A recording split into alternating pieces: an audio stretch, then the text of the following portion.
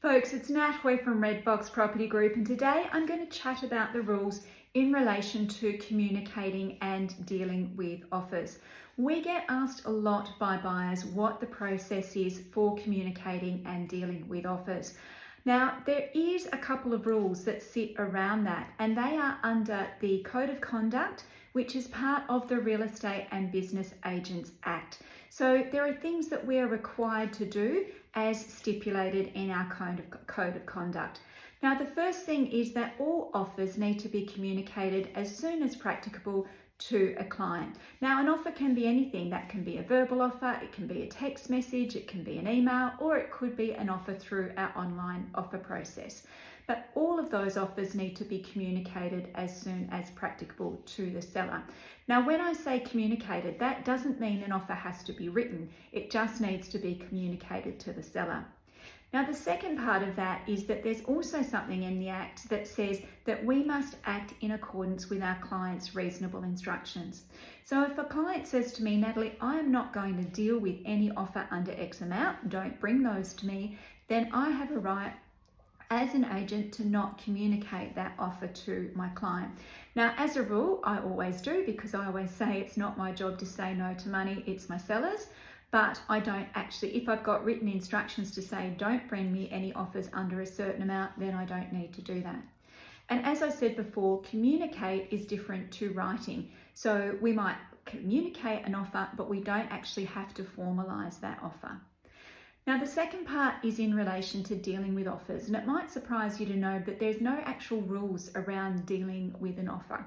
An offer is live for as long as the buyer and the seller want it to be. So offers don't expire after a certain time, and sellers don't have to deal with an offer within a certain time frame. But both the buyer and the seller have control over that process. So as a buyer, your offer stays on the table for as long as you want it to, and as a seller, you need to realise that until such time as an offer is accepted, it can be withdrawn.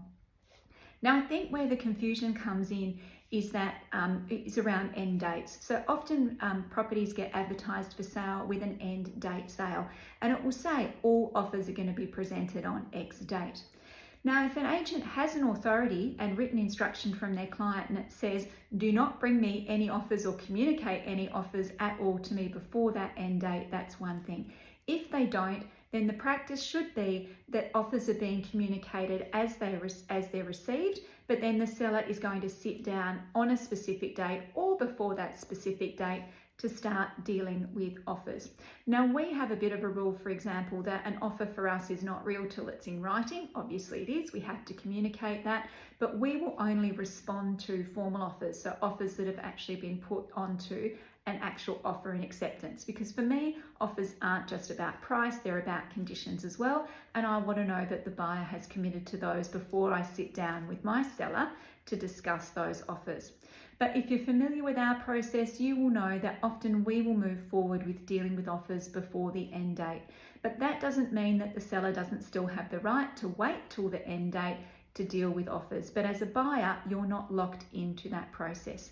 So the important thing to know is, first off, all offers, unless an agent has got instructions to the contrary, all offers have to be communicated regardless of their form to a seller as soon as practicable after they're received.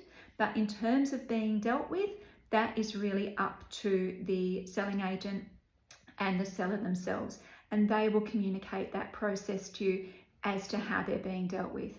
And if the agent's got written instructions to say not to communicate an offer or present an offer under a certain amount, then they don't need to do that. So they are following their client's reasonable instructions. If you've got any questions about the process, I'm really happy to help. Better yet, ask your selling agent if you're not clear about how that process is being managed.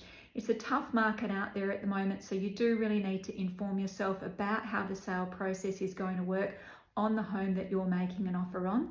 Best of luck and have a great day.